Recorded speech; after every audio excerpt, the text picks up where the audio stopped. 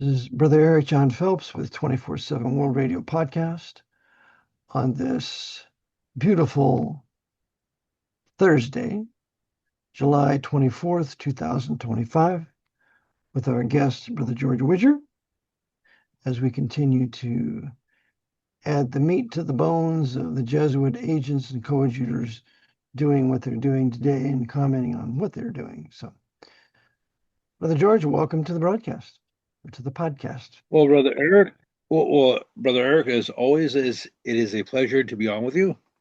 Hmm. Always my pleasure, George. All right, so what do we have for the listeners and me today? Okay, well, before we get on with the feature presentation, I'd like to start out with Romans 5, verse 12. Romans 5, verse 12, which says, "Wherefore, as by one man sin entered into the world, and death by sin, and so death passed through all men, for as all have sinned." Okay, I think we may have discussed this concept before, maybe not necessarily this verse. So the Apostle Paul, who wrote this letter, the book of Romans, and he wrote roughly half the New Testament, he was talking about Adam.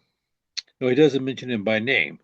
So Paul believed that Adam and Eve were literal people. They actually existed in history and time. Maybe that's redundant. They were not, therefore, they're not symbolic. They're not metaphorical or allegorical or anything like that. Now, that idea became popular in certain circles of professed Christians. Oh, during the 19th century, it may have existed prior to then, but it became very prominent, say, in the last 200 years or so, and especially among German Lutherans at their seminaries.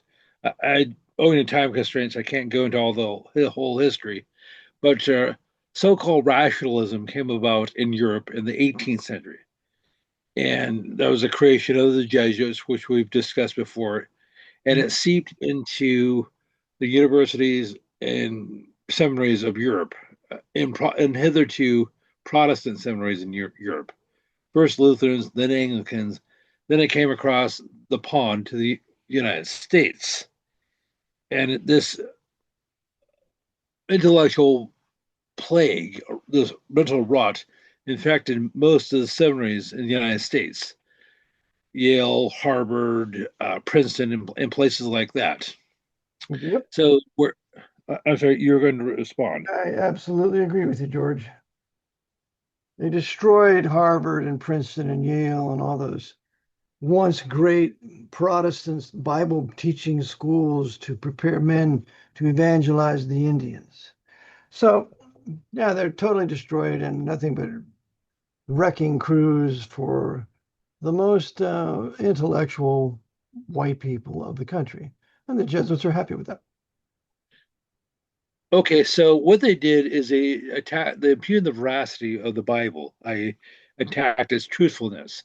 Yep. And you see this is especially true in the first 11 chapters of Genesis. They say people of this ilk say is almost 100% symbolic. God didn't create the world in 6 literal days, 144 hours, but you could say 6 eras, 6 epochs, which could have been 6 days or that could have been 6 million years. Well, that creates a number of problems. If Adam and Eve were just symbolic, that means they didn't actually sin, and sin didn't come into the world. Therefore, Jesus I'll didn't. take it one worse. I'll take it one worse. If Adam and Eve were symbolic, then Jesus Christ, who believed in an Adam and an Eve, because in the beginning he made them female, male and female created he them. And so the Lord Jesus Christ is deceived. And Adam and Eve were just symbolic. And of course, then he was deceived into that. If he was deceived, he's not the Son of God. If he's not the very God, very man of the Bible, then he can't be Redeemer. And we're liars when we testify of him and being the Savior of the world. That's how important believing special creation is, because he believed it. Go ahead, brother. Ah, well, amen. So that basically affects all your ologies. Everything. your Sure. anthropology, your study of man, your biology, your study of life, your soteriology, your study of salvation. And a few I could throw out a few other fancy terms, but but I don't want to bore the audience any more than I have to. And so, anyhow, but speaking of boring your audience and being pedantic, could I just, before I shift into my main topics, do you mind if I just share a couple of pet peeves? Sure. Go ahead, George. Okay, and I know my primary focus is to talk about the Jesuits and how they're basically destroying our lives and how they've been doing this for centuries. Okay, yes, I plan on shifting back to that.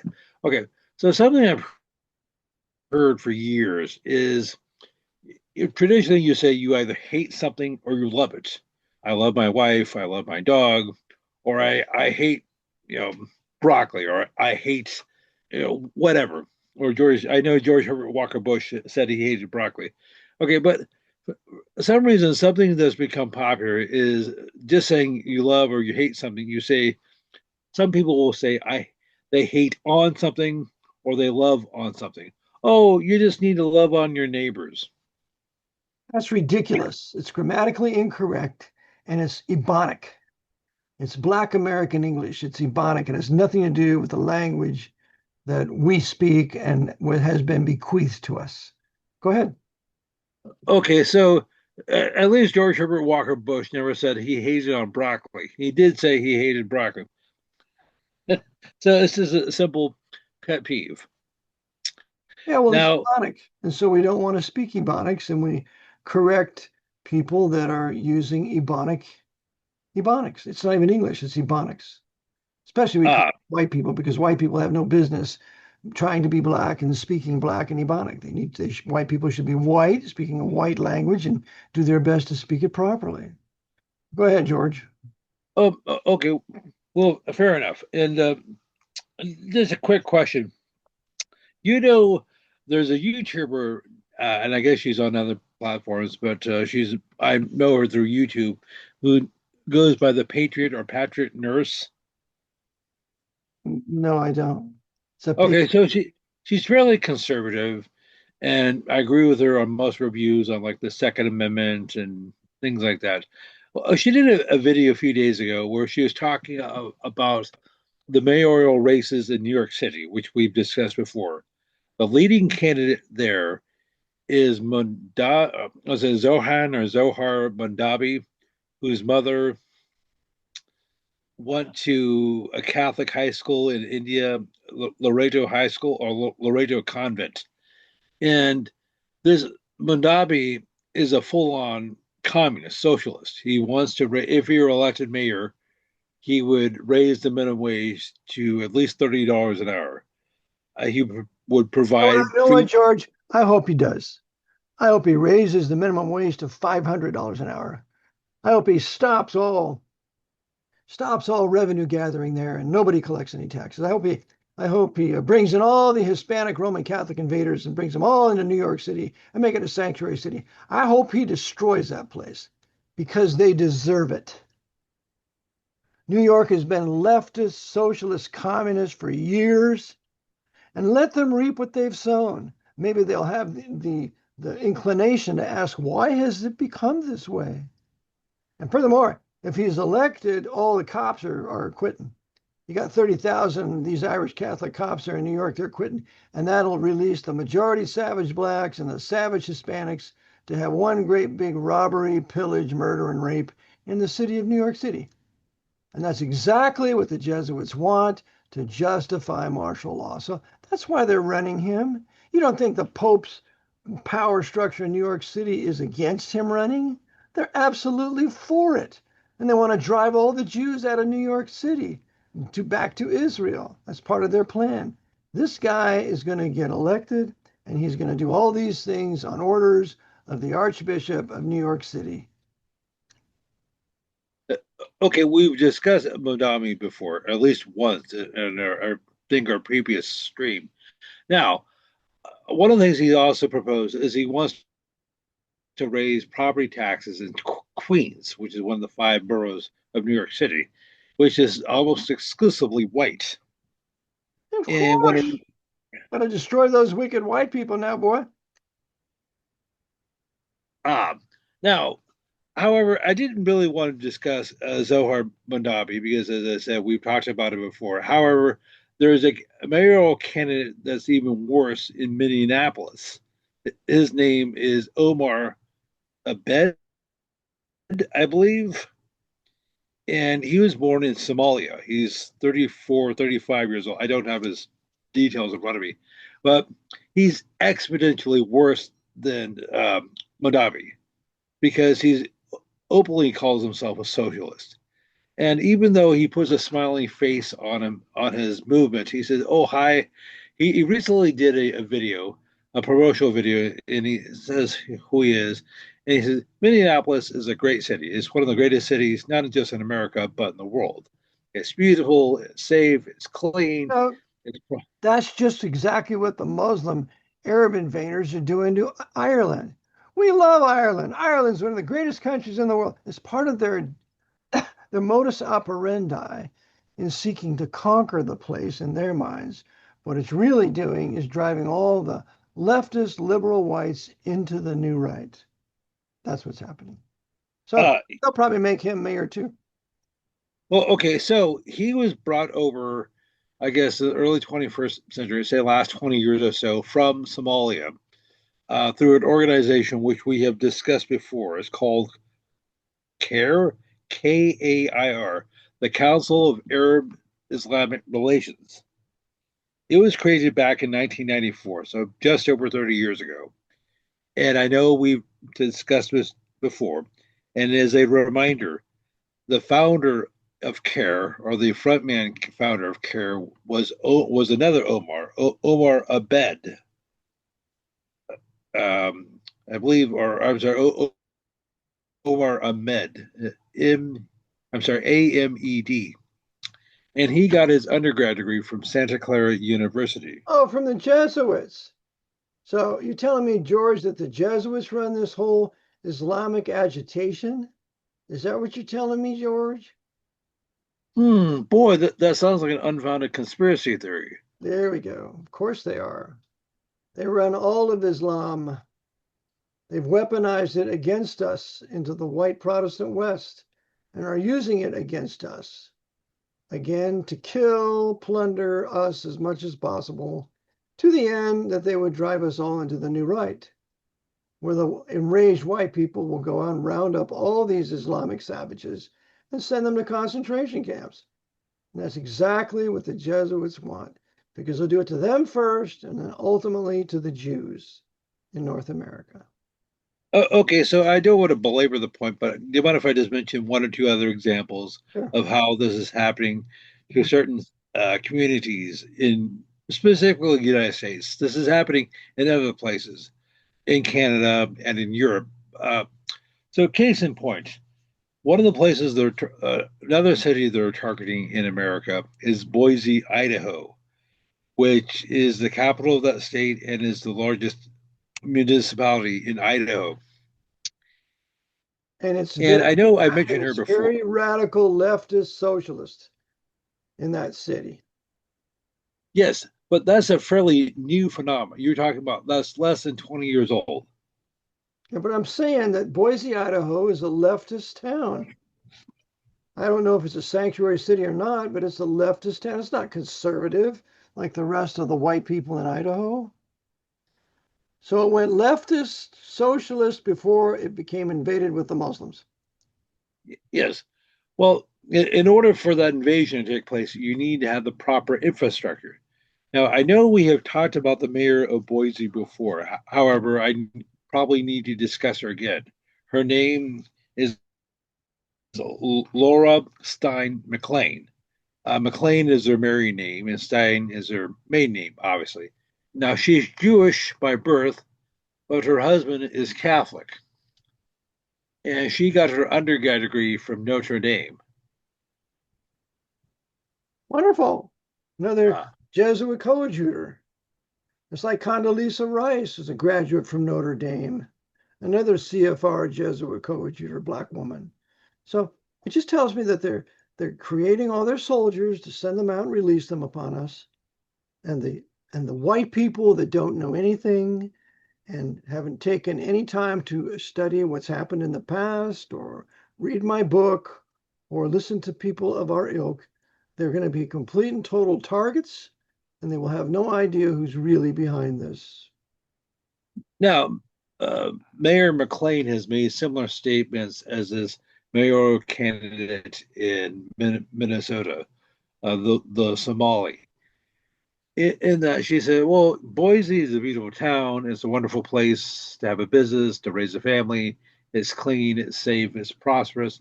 However, we need to make it better by making it more diverse and inclusive. Inclusive. Now that's Translate. terrible. Do you think those savages from Somalia are inclusive? Do you think they are inclusive in their culture? Do you think that they want white Protestant Christians in their culture? Are they being inclusive? Of course not, because the attack is leveled against historic white Protestant and Baptist peoples using these invaders and soldiers against us and trying to seduce us into calling us that we're not inclusive if we don't want them in our country and we don't want them in our culture, because nobody that I know of ever voted to bring those people into this culture. They were thrust upon us, shoved down our throats by Obama, Clinton, who knows, Bush, first Bush, whatever, or second Bush. They were shoved down our throats. Nobody voted for that. And then when we speak up and we don't want it, And well, we're yes, not being inclusive. Wicked sinners. Go ahead, George. okay, and just to mention one other town, one other city in North America, I would be incomplete or remiss if I didn't discuss Grand Rapids, Michigan, which has a population of about 100,000 people. However, about 40,000 of whom are Muslims. Yeah, well, Now, Grand Rapids is a his. I'm sorry, it's you were saying? historically a white Protestant city. There are several Yes. Bible believing businesses there. I think they distributed Bibles out of Grand Rapids. I mean, it's a historically Protestant white city, so it's a perfect place for Jesuits to bring in their savage Muslims and destroy it, and destroy the white people there, destroy the culture there, and they will in 10 years. Ah, well, that's very charitable in terms. You're very charitable in terms of your timeline, Yeah. um, because well, you had to look. Well, who is running Grand Rapids? Well, I looked up who's on the city council there, and one of the members is a lady by the name of Melinda Yasashi, Yasasi. I believe that's Croatian, if I'm not mistaken. No, I'm not. No, not to be confused with the Ustashi. Uh, Yeah. So and she, she went to so she's white, Roman Catholic, Croatian, right? Is that what you're saying to me, George? correct, Okay, the Croatians are correct. the most fanatical Roman Catholics, the most notorious killers during World War II with the Ustashi. So whenever I see Croatian, I want to exit stage left because I know they want to kill me. They don't belong in our country. They don't believe in freedom of speech, press, and worship. They belong in Croatia. Well, after they killed out the Serbs in Croatia in World War II, they can have their little Shangri-La of only white Croatian Roman Catholics, which in turn they ought to be And embargoed. not They ought and to be to embargoed. We shouldn't sell one thing to them here. Let them live in their Roman Catholic Shangri-La. uh, well, anyhow, the and for good measure, she went to Central Catholic High School in Grand Rapids, so she's Catholic slash Jesuitically educated. Yeah. And she's probably a feminist, of course. So she's a perfect weapon in the hands of the order to destroy historic white Anglo-Saxon Protestant men of our culture. Just a perfect weapon. And Okay, my question is, how does she get elected? What are those white people doing, standing around doing nothing while someone like her is getting elected? What a disgrace. uh, so if you look at Europe, if you look at several major cities over there, you just talked about Dublin, Ireland, but you could talk about Glasgow in Scotland, Edinburgh in Scotland, Stockholm, Sweden, Oslo, Norway, Copenhagen, and a whole bunch of several other places. When these people from the third world, when these people from Africa and the Middle East, Yeah, these when these Muslims, savages, when these brown and black savages, I don't even call it the third world. If it's the third world, what's the first world and the second world? Nobody ever told me that. These people are savages. They hate us. They're uncultured. They're vicious. They want to take what we have. They're thieves. And so, excluding the white women, they got to have their white women now. And as a result, to ruin the culture. And meanwhile, the people in government here working for the Pope facilitate it. and of course, so if you look Dublin, which we before, so when you have these people of this ilk who are coming in there who are non-white, who are not even nominally Non-white. That's Christian. exactly right. They're non-white. The Okay, majority of the world's population is 90% Black, Hispanic, and Asian. Only 10% are white. And we're supposed to be ashamed that we're white and that we should be more inclusive to let all these other people in for our destruction. Go ahead. okay, so when they move into a place like Dublin, Ireland, or Stockholm, does the quality of life get better or worse? Are those communities safer, cleaner, or more prosperous, or something else? They're terrible, George. They're filthy, full of crime. The only reason why they're prosperous is because the governments of those countries are giving them money. If someone's going to be an immigrant, man, they should be on their own. There should be not one government dime given to them. You either sink or swim, man. That's how it was in the past.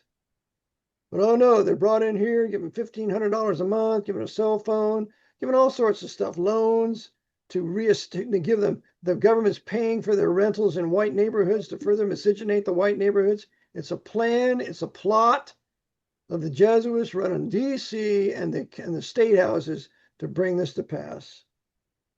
Yep. And either way, the Jesuits win. Either we'll be totally miscegenated, race mixed out of existence, all these white women laying down with all these blacks and Asians, Hispanics, to produce these offspring of mulattoes and mestizos and whatever. So that's not white culture. That's not, they don't have a history. Or they'll drive the whites into the new right to annihilate them. Either way, the Jesuits win, unless we declare our independence in our state and county and get out of this forced miscegenation, forced destruction, forced currency destruction. It's on and on at the hands of the Jesuits running the District of Columbia. Ah, now, something you mentioned before. Now, you've talked about the United States. So, can people in other countries, such as Canada or over in Europe, do likewise? Of course, it's their country. It's their country. They should be able to maintain their country. Of course. We don't need government to tell us to do anything. We need them to do what we tell them to do and leave us alone. That's how white Protestant nations are governed. I don't want their money for housing. I don't want any welfare. I don't want any of their handouts. I don't want them making me dependent on them. It makes me weak. No, sir. Do what you're supposed to do in your limited capacity and get out of our lives. Okay, so if you think about, I've heard people say places like the province of British Columbia could be a standalone country. Of course it Now, it'd could be. probably be So could Quebec. Sure. So could Rhode Island. Huh. If Haiti's a standalone country, isn't Rhode Island able to be a standalone country? I would think so. We got to stop thinking like we're in an empire. We got to start thinking like we're citizens of a sovereign nation state and it's under threat, it's under attack. And for the preservation of our nation state, we need to get out of this empire. That's exactly what some of the founding fathers said at the ratification of the Constitution in 1789. If you become a threat to us, if this government in District of Columbia or Philadelphia, if this central government becomes a threat to us, we reserve the right to resume our powers. That's what Virginia did, that's what Rhode Island did, and that's what New York did. And we have to do the very same thing. This is now a threat to our sovereignty, to our people, to our white people, to our historic white Protestant culture. It's a threat to it. And so we're leaving the empire and we're declaring our independence, just as all this is the 13 colonies did and became sovereign states when they did that. That's what we have to do. Or else it's going Oh, to be destruction through forced miscegenation and mass murder, or it's going to be new right fascism. And I don't want either one of them. There's murders involved in both of them, and the Jesuits run both of them. um, well, not to sound melodramatic or hyperbolic, we've just talked about a few of the major cities, or a few of the cities in the U.S. have been taken over or about to be taken over by these savages, such as Minneapolis and Yeah, Grand Rapids, Michigan. yeah. Well, people might have a dismissive attitude is, well, I live in Florida or I live in Texas. That's not my problem. Well, when it comes to a town near you, then it becomes your problem. That's right. And what are you going to do? What are you going to do? Are you going to declare your independence? What are you going to do when they start raping your wives and your daughters? What are you going to do? What are you going to do when they start killing your sons? What are you going to do when they start stealing everything they can steal from you, infidel? What are you going to do? Because the cops aren't doing anything about it. You can't arrest them all and give them a trial and send them to jail. Can't do that. So they're going to run like wild savages loose. And that's why you're going to have vigilantism. That's why you're going to have white men. They're going to say, we had enough of this. The cops aren't doing anything. The government's, so we are. And then you need to unite in certain areas of your town or whatever. All the men there, you got your guns. And when these savages come out and start committing their crimes, you shoot them like the dogs that they are. Just as the prime minister of Poland said, we shoot these Muslims as the dogs that they are when they seek to climb our fences and come in here. That's what he said, and he's absolutely right. Ah, well, No good for him. mercy, no mercy, no forgiveness. You have invaded our nation to destroy it, and so we're going to kill you like we would kill any other soldiery that would come into our nation to conquer us. You have a right to self-preservation and the preservation of your nation. And if you don't do that, you deserve to lose it. Um, well, and if I and before we, okay, I just wanted to transition, and I just want to mention a couple other news items, Sure. and it's on a couple of different topics, and I think I'd be remiss if I did not bring up a couple of deaths in the news. Did you hear about the death of Hulk Hogan this morning? No, I did not. He died this morning. Yes, Terry Bollea, I believe was his name. He was born on the 11th of August, 1953, at the age of 71, or the relatively young age of 71. Yeah, that is relatively young. I'm older than And oh, I'm older than he well, he was. Mhm. uh, well, or some people might say, well, gee, for a wrestler, that's fairly old, but for the general population, not so much. And I'm not sure how to view him because he was living in Clearwater, Florida, and I guess he's a member of a Baptist church near there in Largo. So that doesn't necessarily mean anything. And he was involved for, Hopefully he was saved and came to know the Lord and started attending a Bible preaching Baptist church. It's fundamental. Hopefully that's his condition. I don't know. okay. So, however, he had at least two children, one of whom, Brooke, I believe his daughter was named Brooke. She went to Central Catholic High School in Clearwater. So maybe he did that prior to his conversion. Who knows? I would think so. Hmm. Okay, so his background was partially Italian. Well, he was basically German and Italian. And if you recall, he actually spoke at the Republican convention last year, and he endorsed Donald Trump. Hmm. Do you remember that? I do. Hmm. Oh, okay. So, well, what do you think? I mean, does that raises? raises a question about his salvation for endorsing Donald Not Trump. really, because there's a lot of deceived Baptists and Protestants that are truly saved, but are wrongly endorsing Donald Trump because they don't see the end game that the Jesuits are using him for.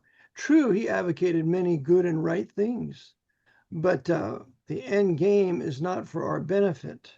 And so, because the white American people do not know Jesuit warfare and Jesuit history, they cannot fathom how they would be using Donald Trump.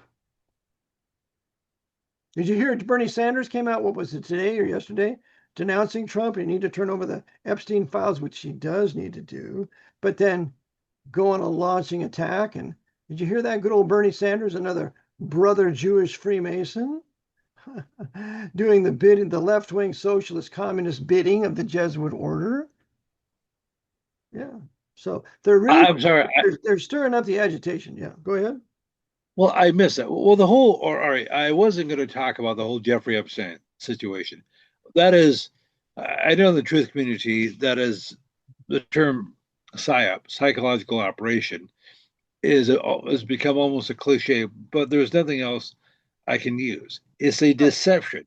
Because if you think about it, the various spook organizations of the world, the CIA, the Mossad, MI6, they didn't need Jeff Epstein No. because he was just, well, let's be honest, he was a disposable, expendable, papal court puppet Jew, and That's he's a right. convenient boogeyman, bad guy. See, he's he's a pedophile, a human trafficker, child trafficker, all that wicked stuff. And yes, he probably was all those things.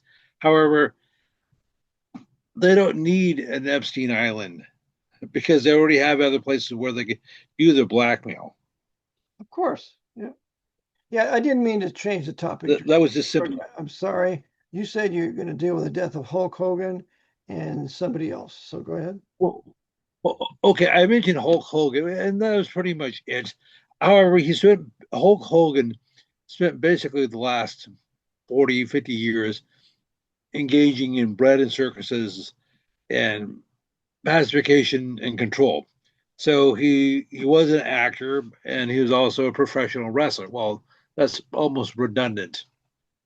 So he people like him got people obsessed with the stupid, with the inane, the vacuous, the asinine.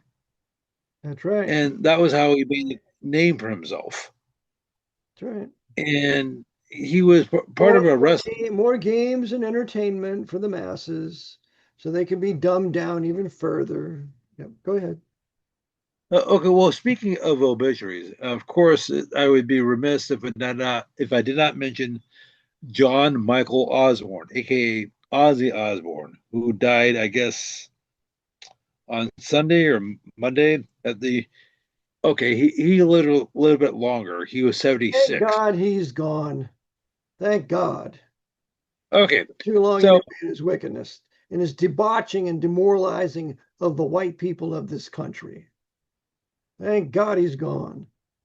Go ahead. well, you remember he's British, so he had a negative impact on several other countries. As a matter of fact, he died in Birmingham, which is where Birmingham, England, which is where he was from. Mhm. Okay, so I take it. Just debauching the historic Protestant white British people and debauching the historic white Protestant American people, no matter how many others are debauched. I mean, anybody who bites the head off of a rat in public is absolutely demon possessed. And of course, he said to his wife, full of demon possession, he says, "We have decided that you no longer should live." And he tries to kill his wife. I mean, the guy is trash. We shouldn't even know his name. He's nothing. And now he's gone to hell and he's going to suffer there till the great white throne judgment. And then he'll be brought up out of there and judged according to his works and given the degree of the lake of fire that he deserves. That's what's coming for Ozzy Osbourne. Go ahead, George. Okay, well, just all right. He grew up Catholic or nominally Catholic, so I just thought I'd throw that in there. And So even as a young So he man, grew up pagan Roman Catholic. Let's make it clear. Pagan Roman Catholic. They're not Christians. They're Romans. They're Babylonian pagans. Go ahead. okay, so even as a young man prior to your conversion, you weren't a fan of his? I hated him. He was so demon possessed with his wild eyes and his long hairs and the horrible, the screaming he would do into a microphone. Awful. That's not Ah, music. That was not music. That was brainwash, horrible programming. Has nothing to do with music. Go ahead, brother. okay. So I know that I've corresponded with some of your listeners, and a while back, one of them sent me a video of Black Sabbath, which song came out, was it 1970, 71, called War Pigs, which actually Ozzy is amazingly articulate on it, and it was actually a decent song. However, is your quintessential controlled opposition. Yes, they talk about how these generals, and one of the lines in the song is how these generals plot their plans like witches gathering at black masses. So he actually told a little bit of truth in the song, but he never told who are these generals, who is behind the generals. Of course not, because he knew who they were and they were paying us, making him rich, making him a millionaire. Ah, well, that's interesting. Back in that era, late 1960s, early 1970s, you had a number of songs that would say anti-war. Um, and I thought, hey, all right, they're talking about the machine. They're sticking it to the man. No, that was my naive thinking as a teenager, back in the 80s. Such as Edwin Starr's War. Do you remember that one? Oh, yeah, yeah. Whoa, War. that's that black guy. Edwin Starr War. What is it That's good that for? black No. guy who sang that song. Yes. It's a bunch of blacks, yeah. Okay. Then you also. You're singing war, the white power, the Pope's white power structure conducting crusades. That's what he should have been singing about, and then condemning that. Yes. There is a just war. There is good reason for war. So we should never condemn war. We should condemn the misuse of war, which the papacy does every day. Okay. So I wasn't going to do an expose on Edwin Starr, but he was in the army. So he was clearly sheep dipped to basically come out with this controlled opposition piece. Yes, he talked about how war is in general.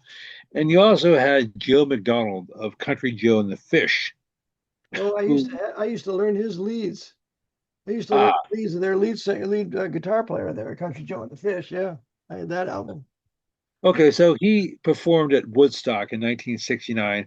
Mhm. And I'm not sure if they had any commercial hits, but their most famous song uh, was it one, two, three, four, what are we fighting for? That's right. That's right. And be the first kid on your block to come home in a box. That's right. Great tune. Yeah. Well, it turns out McDonald was in the Navy. So they used these figures like Joe McDonald or Edwin Starr, who had a military background, who came out with basically anti war songs. It was a complete psychological operation. Forgive me for using that term, because they were controlled opposition. They never told you who was responsible for these conflicts. That's right.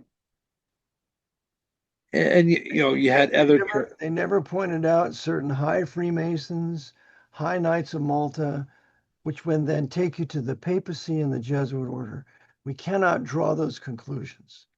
Just, just never be specific, always illusory, and everybody's in a quandary, which is what they want, which is what the Jesuit order wants, and they're high-level Freemasons.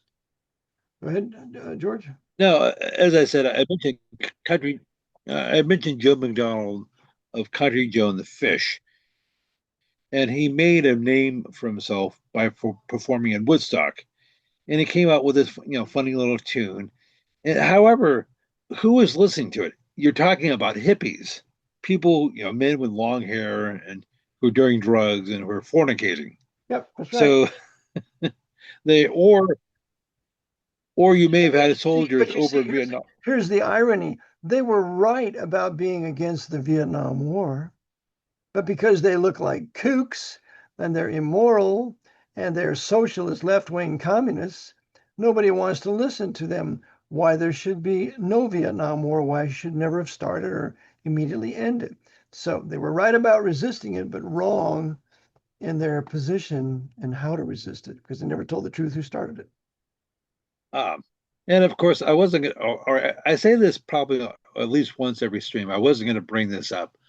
Now, I know we talked about Calvary Chapel, Chuck Smith's church that started in Southern California back in the 1960s. I'm sure you're familiar with them. I am, and I'm familiar that I have a friend that knew him well, and Chuck Smith seemed to be a decent Christian man at the time. So I think the whole Calvary Chapel thing has changed since he established it. Okay, I so it wouldn't came to go be. there. Yeah, go ahead. Okay, I'm sorry. Well, you know how we were talking about the Vietnam War and the protest, the hippie movement, which was a 100% Vatican Jesuit CIA creation. That's why it was called Spelly's War. Francis Cardinal Spellman's War, Spelly's War. That's why he went over to Nam and called the American soldiers the soldiers of Christ. That's all in the book, The American Pope by John Sweeney. Go ahead. Okay, so well, getting back to Calvary Chapel. So, most people know about Chuck Smith, the founder of Calvary Chapel, or one of the founders of it. The other one being Paul Kane, who, before he got involved with Calvary Chapel, was in the CIA. Uh, I don't have his dates in front of me, but you're talking, he lived from 1929 to 2019. And he rubbed elbows with the prominent evangelical figures of the 1950s and 60s, besides Chuck Smith, Billy Graham, and Robert Schuller, and people like All that. those other So, Freemasons. Freemason Robert Schuller, Freemason Billy Graham, Freemason Louis Farrakhan, all brother Freemasons agitating, agitating, agitating for the papacy. okay, so this is my hypothesis. I'm not making a definitive statement here, but one of the purposes of the creation of Calvary Chapel and the so-called Jesus movement or the Jesus freak movement of, say, the late 1960s and early 1970s was to transition the counterculture, the hippies, into the mainstream. Say, oh, okay, well, you're no longer in college and the war in Vietnam is now over. So that means the men, you need to cut your hair, start wearing a suit and tie, and be respectable. Oh, and we'll need to give you a place to channel your energy. Hey, why not go to our new church? Well, don't worry, we'll rebrand Jesus into a cool, hip, modern figure. You know, the hippie Jesus. Yeah, the hippie Jesus, that's right, which is not the Lord Jesus Christ, very God, very man with all power in heaven and earth today. It's not the same Jesus Christ. It's a phony baloney Jesus, like the Jesus of Romanism with their liberation theology, not the true Christ of the Bible. Go ahead. Okay, I like to talk about liberation theology, however, not today, because that would probably take up an entire show. Well, that is 100% a Catholic slash Jesuit creation. Okay. Um, and, it's interesting. I get these videos from different people who, it's YouTube and other platforms. Sometimes it's TikTok. And there's a so called Lutheran minister by the name of Paul Drees, Dreese. And he's a, if I didn't know any better, I'd say he's a Jesuit, but he calls himself a Lutheran. And and I have no, definitive proof on Well, the that. Lutheran Church is apostate, and you might as well call it the Pope's secret Roman Catholic Lutheran Church, because it's that Lutheran Church is big and bringing in these Hispanic Roman Catholic savages right along with the Roman Catholic Church. So they're working together. So go ahead. So they're facilitating the destruction of the country, Right. and they're doing it as an under the guise of being do-gooders. Right. Mm-hmm. Okay, so let me just ask you a philosophical question, brother. In that, is there anything wrong with being concerned with people's physical needs, such as if they're hungry, feeding them?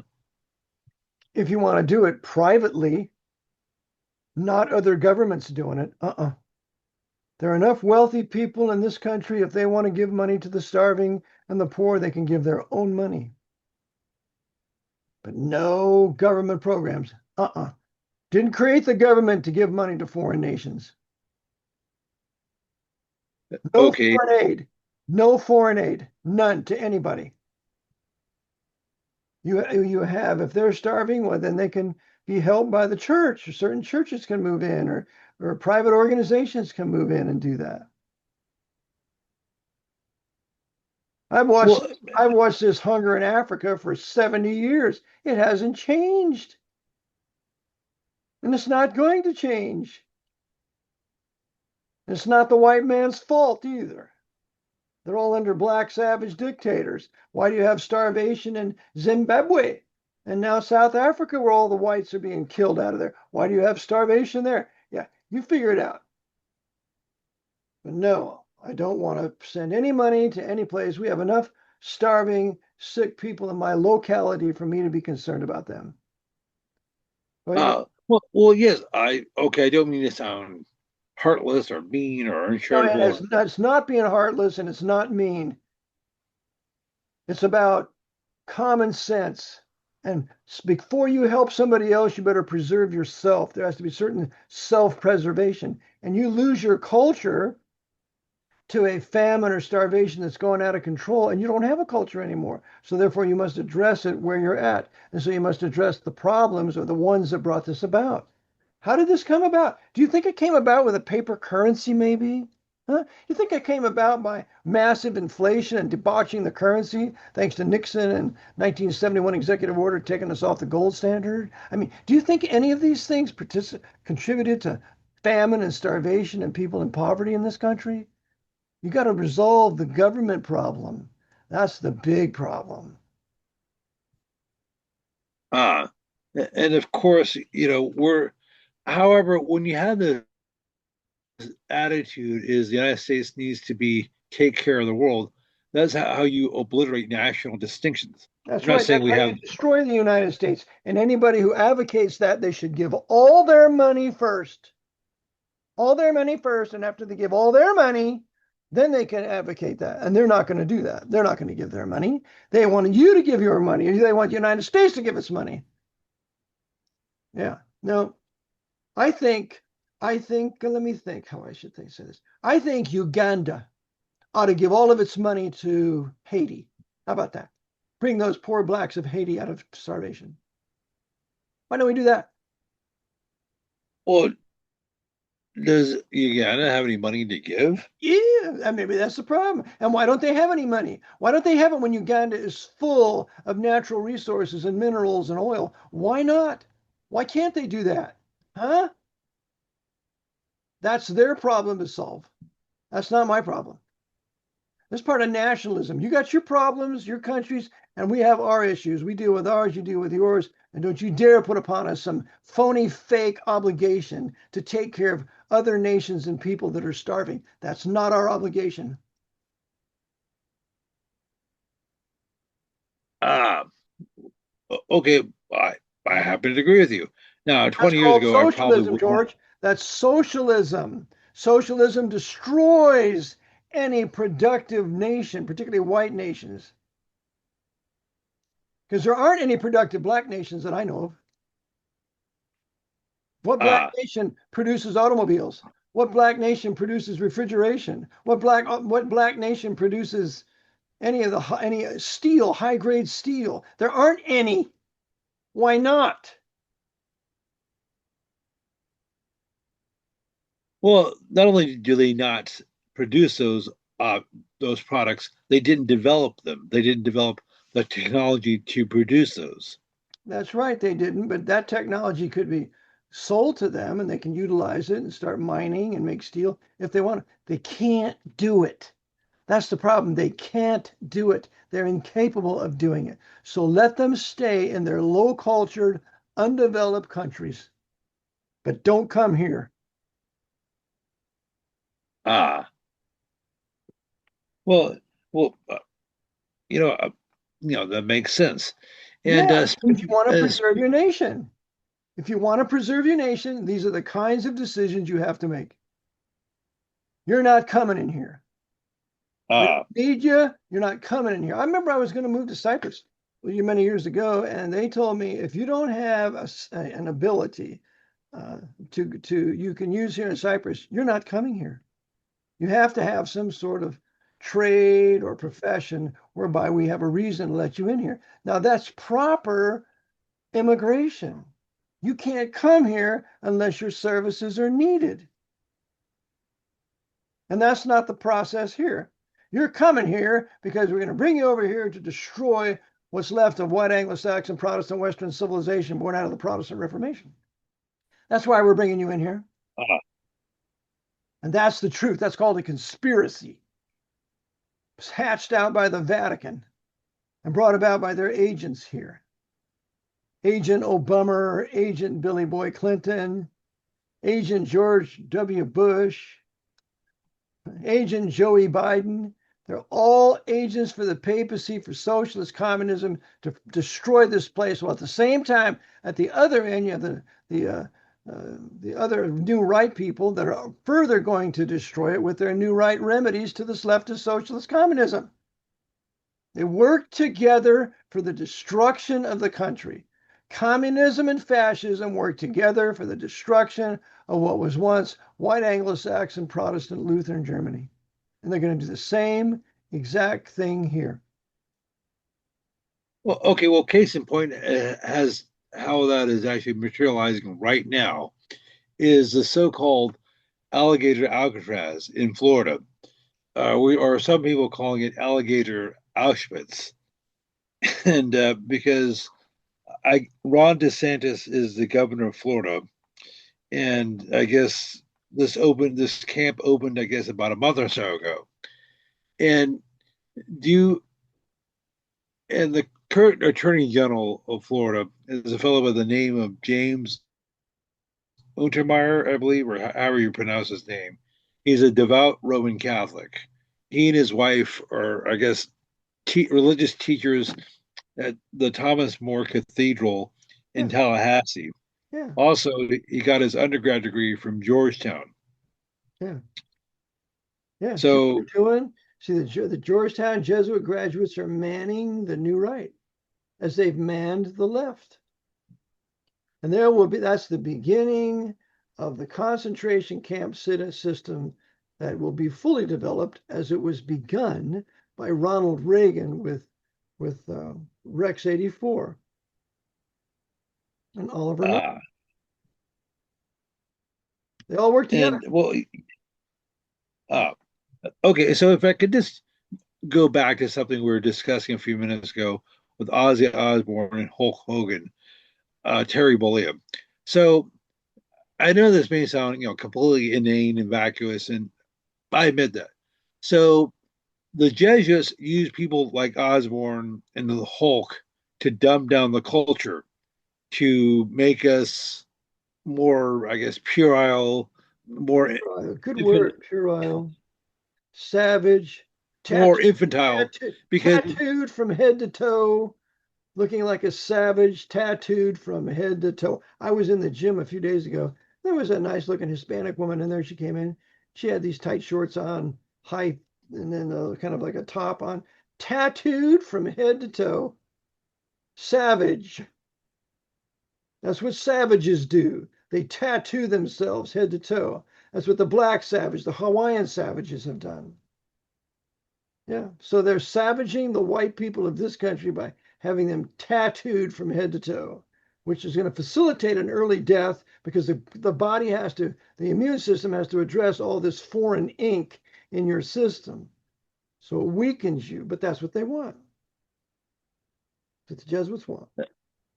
okay, so if I could just mention something completely off topic, Sure. but you're a little bit older than I am, but you do you remember the doo-wop singers from say the late 1950s and early 1960s, like Frankie Valli and the Four Seasons?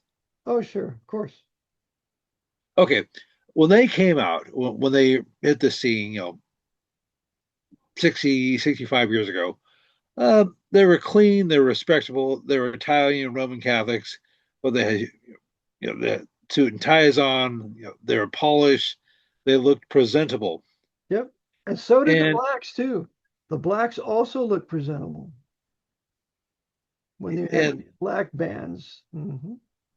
well, yes. So in less than a decade, from 1960 to before the end by the year 1970, the whole look changed. It went from being proper, clean, presentable to being you looking as if you just rolled out of bed. Yep, that's right. And I'm sure that was done by design. Of course. And of course, it even got worse in the 1970s because you had the rise of so-called glam rock, like David Bowie and Kiss and various other groups and artists. And And those white savages. Yep.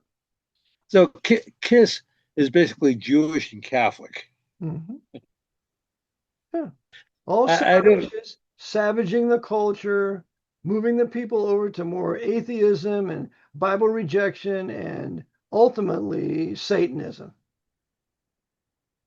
Yes, and of course, By the way, I was never a Kiss fan, and I wasn't really much of a David Bowie. But it seems as if that okay. They're all I mean, repulsive. They're all repulsive. Who would want to spend 1 second listening to their trash? well, apparently millions of people. Yes, they did. And I often thought to myself, you know what? Those people going to those huge concerts, quote unquote, they're not concerts. Concert is when you go to hear Brahms or Mozart or any of the true great composers with their wonderful orchestras. That's a concert. But no, that's just a horrible, terrible mess. And I'm thinking to myself, what kind of government are these people going to choose to be governed by? And that's exactly what they've chosen. They've chosen left wing, socialist communism to be their leaders, to drive them into more benevolent socialism to further destroy themselves. Okay, so can I just make an observation? And this is not you hard hitting, but it seems as if since World War II, the culture has declined by each decade. The 1960s were worse than the 1950s. The Right, 1970s were worse than the 1960s. right. And I don't mean to sound like a grumpy old man, No, but that's the would you facts, George. You don't need to apologize. Those are the facts. okay? And now when I say the culture, I'm talking about the quality of the music or the movies or whatever. Uh, it's just like people say the 1950s were the good old days, the happy days. Life appeared to be better in the U.S. And It I was. It was 50s was a wonderful time to live. well, at least Prosperity material. after the war, it was prosperity. There, it was a wonderful time to raise a family. It was a wonderful time to live. Mhm. Well, and you could actually do that. You could basically, with at most a high school diploma, you could buy a house. Your Yep. wife could stay home. You Yep. could have three, Four four. children, 3 or 4 children. That's right. You can own at least one car. You can take a trip, and you didn't have to go. You didn't have to go to college and incur all this debt. But after 1960, but definitely after 1970, that started to change. Yeah, the big benchmark is the Kennedy assassination. After the Yes. Kennedy assassination, everything starts to go to hell in a handbasket because the people start to become demoralized over the refusal to solve the Kennedy assassination, blaming Francis Cardinal Spellman, who was the mastermind of it all, overseen by the Jesuits of Fordham. Yep. Ah, okay. Yes. And of course, speaking of pop culture, I'll just make one more reference. I was just recently watching a video about the late Brian Wilson of the Beach Boys. Now, Mhm. you said you were not a big fan of Ozzy Osbourne or Black Sabbath, but did you care much for the Beach Boys? I love the Beach Boys. Their music was melodic. I learned a lot of their songs. I mean, Shut Down and In My Room and a host of other great songs with harmony were just wonderful to listen to.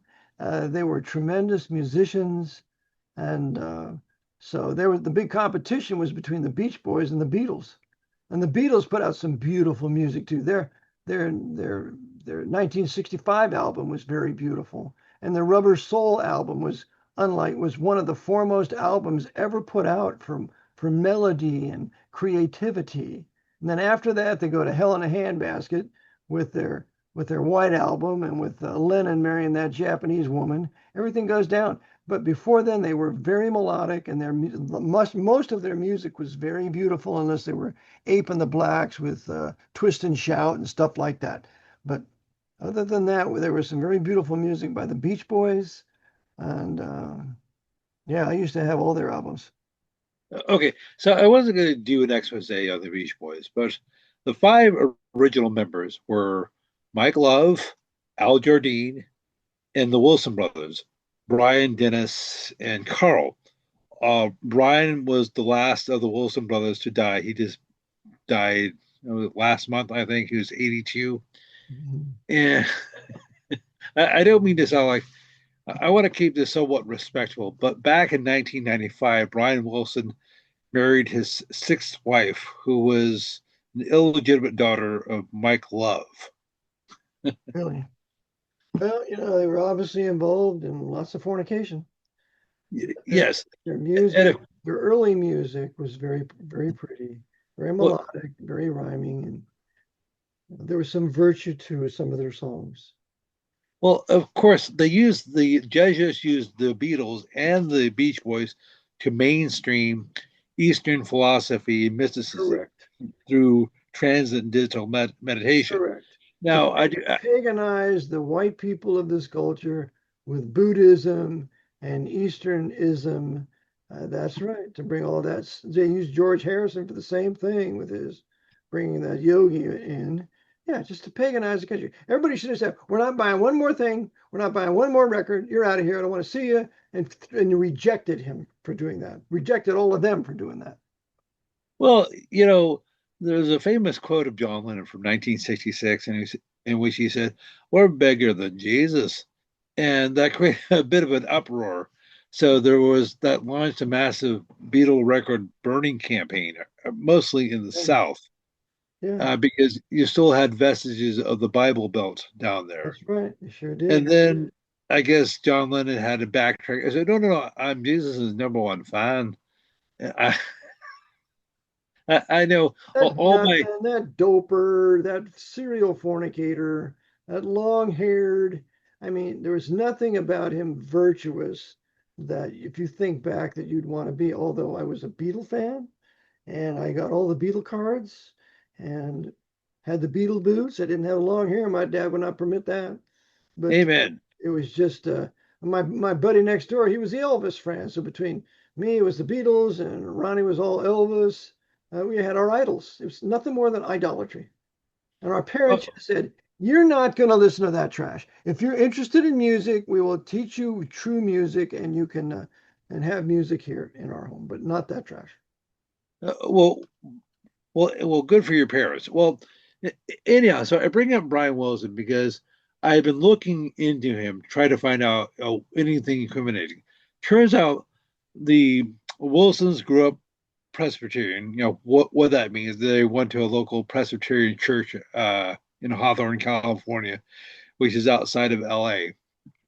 But they pretty much have left, abandoned the And faith. it was apostate. That Presbyterian church was apostate. I'm sure they weren't preaching the gospel. I'm sure they departed from the Reformation King James Bible. I'm sure they didn't denounce the papacy like they should. So it was just a mediocre, warm, lukewarm Presbyterian organization that really probably had very few saved people in it. But it has the name, so it's got to be Protestant, right? Well, yes. So anyhow, I came across a number of pictures of Brian Wilson as a young man back in the 1960s, and more recently, where he's flashing the double horns and the OK symbol. So he almost certainly was a Freemason, probably Scottish Rite. And so that is how the whore had her hooks into him. Yeah. And it's just like almost, you find out after the fact, your heroes aren't quite so noble afterwards. You know what? John Todd, who came out of the Illuminati many years ago in the 80s, I believe, said that all the bands are controlled by the Illuminati, all of them.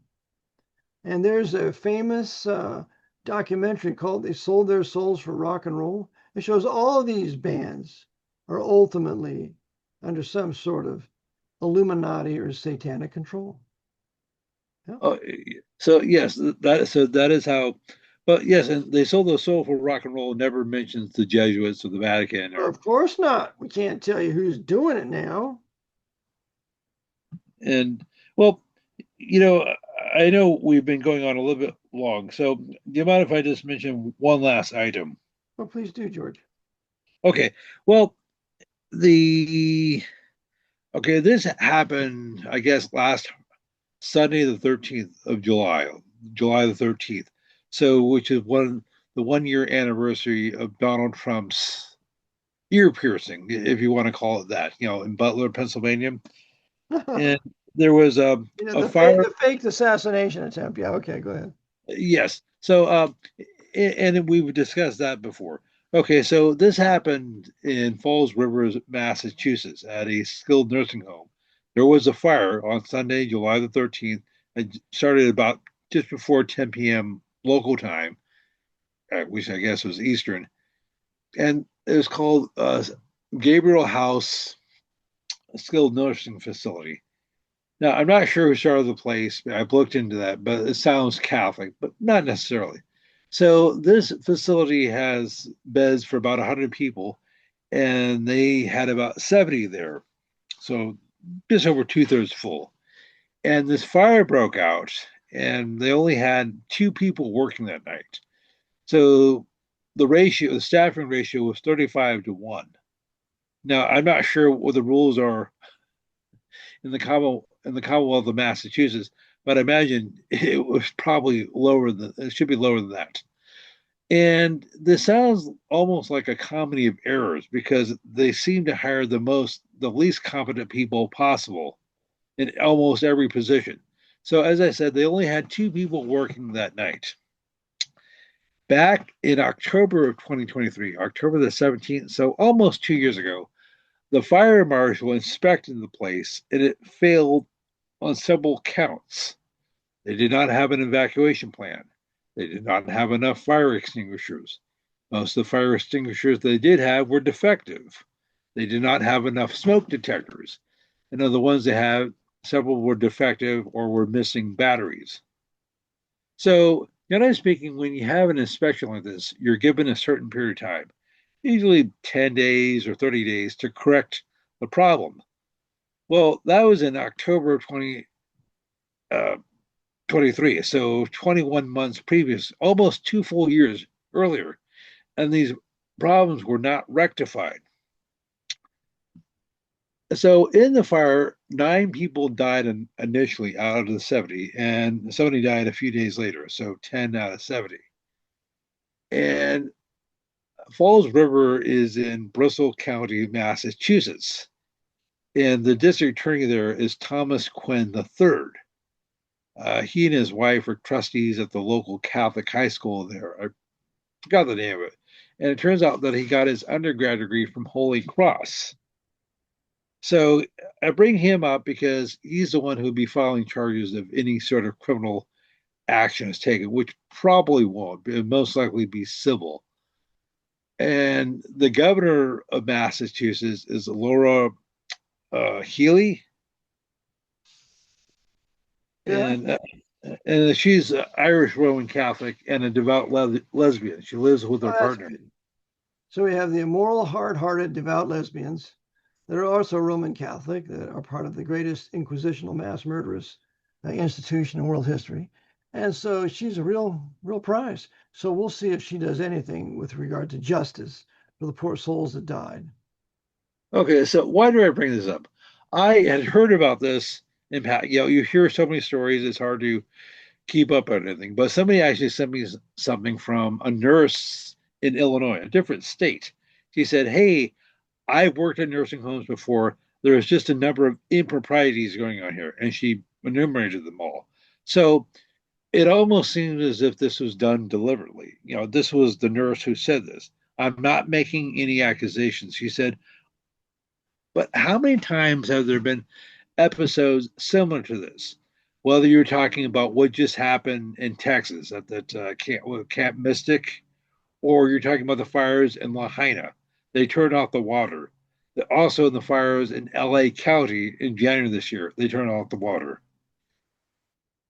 How many people were left literally high and dry in North Carolina and Asheville after the hurricanes in October last year? So it seems as if in all these events, Well, by the people, way, they're not destroying any of the black communities. I don't know one black community that's been destroyed. well, not, well, actually, neither do I off the top of my head. Yeah, because there aren't any. The attack is on white people, white communities, especially white Protestant communities.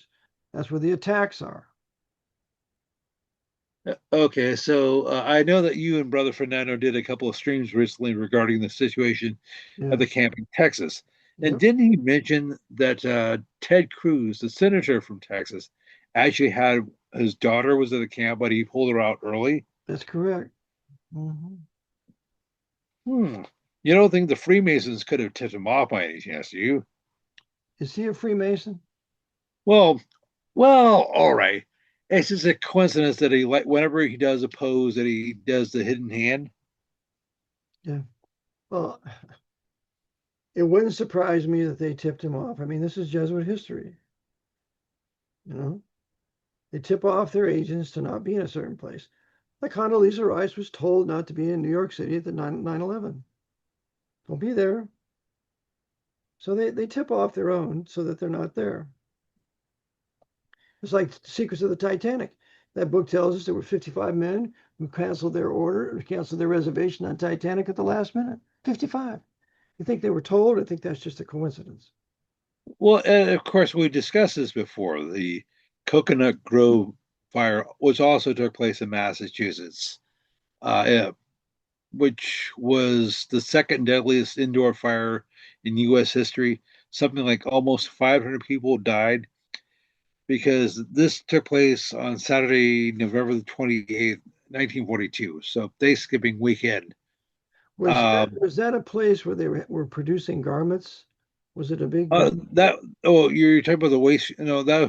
That's something else I need to discuss, but not now. all right. Um, no, that was in it was a hotel, a club in Boston, Massachusetts, and which had a capacity for about 1,000 people. Well, the guest of honor was supposed to be the mayor of Boston, Morris Tobin, who got his undergrad degree from Boston College. As a matter of fact, they were supposed to be celebrating the game between Boston College and Holy Cross, the American football game. But I guess Tobin got sick at the last minute and didn't show up. That's convenient. That's a coincidence. So anyhow, the owner of the hotel was known as Bugsy Walensky, who was a Jewish Polish gangster. He opened up the place back in the 1920s during Prohibition, and it was a speakeasy, an illegal drinking establishment. But after Prohibition remained open, and it was a popular haunt for mobsters. So After it Prohibition made a fortune for the mob, then they ended Prohibition. Yeah. yes. Hey, George, So they we got to go now. So I need you to make your final points. Okay. okay. So they decided to pin the whole thing on the club owner, Valensky. They said okay because they didn't have the exit was almost the exact same situation which happened in this nursing home.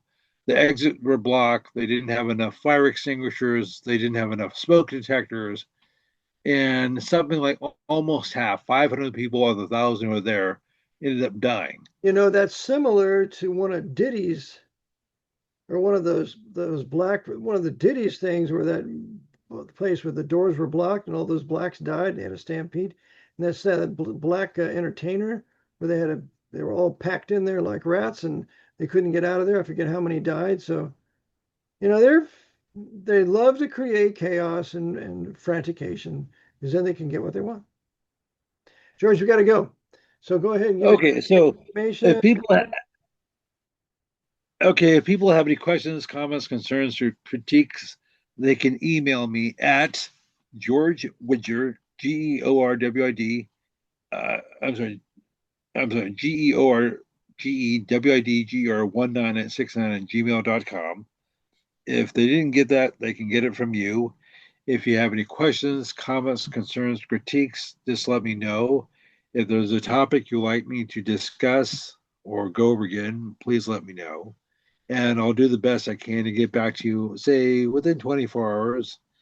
And um, and please just tell me a little bit about yourself. Where you're writing from, how long you've been listening, that sort of stuff.